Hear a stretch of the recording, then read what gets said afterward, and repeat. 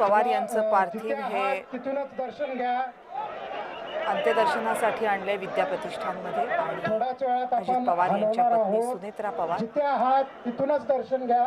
या उपस्थित आहेत। पवार कुटुंबियातले अनेक सदस्य या ठिकाणी उपस्थित आहेत। अत्यंत शोकाकुल असं हे वातावरण आहे, कारण अजित पवार यांचं हे असं जाणं कुणालाही अपेक्षित नव्हतं। बारामतीमधल्या कार्यकर्त्यांसाठी हा खूप मोठा धक्का आहे, पण तो तितकाच मोठा धक्का आणि दुःख आहे पवार कुटुंबासाठी। पवार कुटुंबामधला सगळ्यात महत्त्वाचा व्यक्ती अजित पवार होते। शरद पवारांनंतर अजित पवार यांचं असणं हे त्यांच्या पुतण्यांसाठी, मुलांसाठी, कुटुंबासाठी मोठा आधार होतं। पण अचानकपणे अजित पवार यांनी ही एक्झिट घेतली आणि पवार कुटुंबियांच्या भावनांचा बांध फुटला।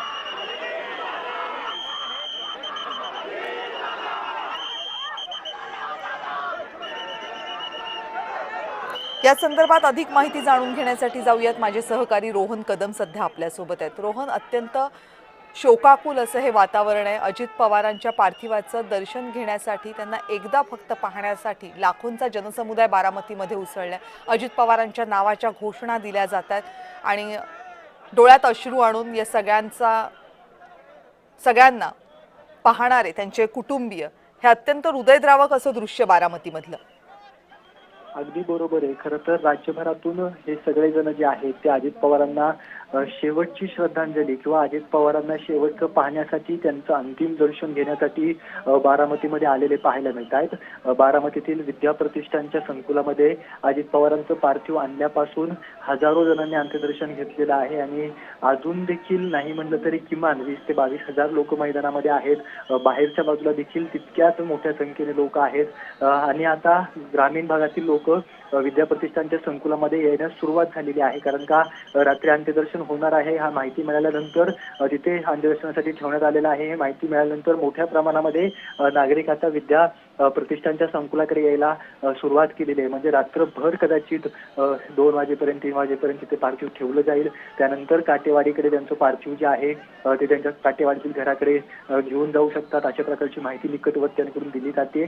त्यामुळे या सगळ्यांची मोठी रीक जी आहे ती अजित पवारांच्या अंत्यदर्शनासाठी लागलेली पाहायला मिळते।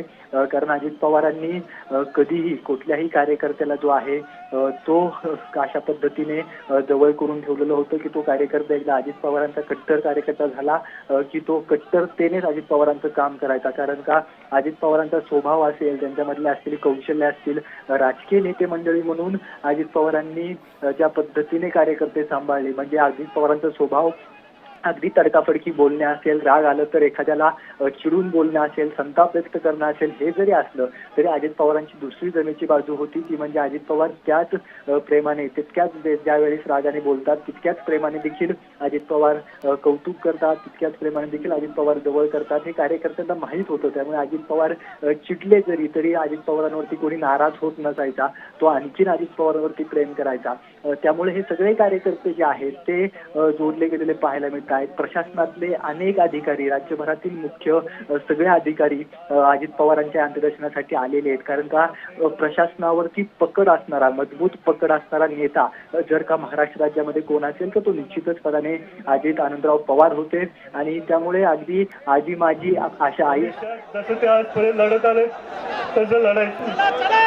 उद्या सकाळी 11 वाजता तुम्ही सर्व इथे या आणि आपण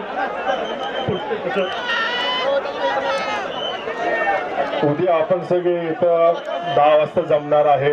विनंती करतो सगळ्यांना आता आपण सगळे प्लीज आता शांत थांबा, जरा नीट शिस्तीत पद्धतीने बाहेर एक्झिट मारा। आम्ही सगळे उद्या इथं परत येणार आहेत। आता आम्हाला दादांना हॉस्पिटलमध्ये न्यायला लागतंय, त्याच्यामुळे तुमचं कॉर्पोरेशन लागेल आम्हाला। प्लीज जरा शांतनी घ्या।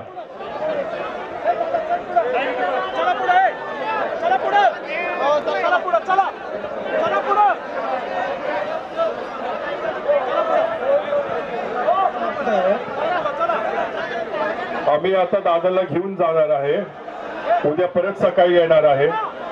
तर प्लीज सगळे शांत बसा, जरा नीट सगळ्यांना जरा रस्ता दाखवा, बाहेर कसं जायचं, चेंगराचेंगरी करू नका। खूप इथं लोक एकमेकांना ढकलतात आहेत। महिलांची काळजी घ्या, महिलांना ढकलू नका प्लीज, तेवढं जपून बघा.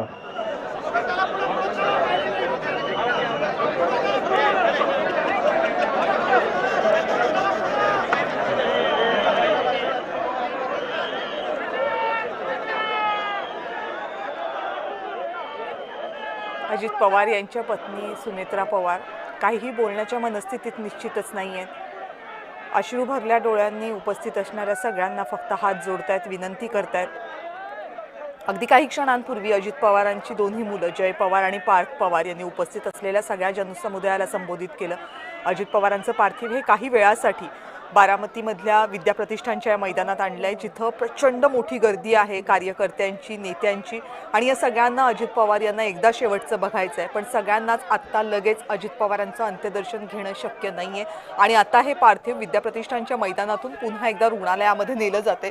उद्या सकाळी याच ठिकाणी अंत्यसंस्कार केले जातील 11 वाजता. त्यावेळेस सगळ्यांनी इथे या. पण आत्ता जी उपस्थित लोक आहेत त्यांनी कृपया कोणतीही धक्काबुक्की करू नका, लोटालोटी करू नका, एकमेकांना इजा होईल असं काही करू नका, असं आवाहन अजित पवार यांच्या दोनही मुलांनी केलं.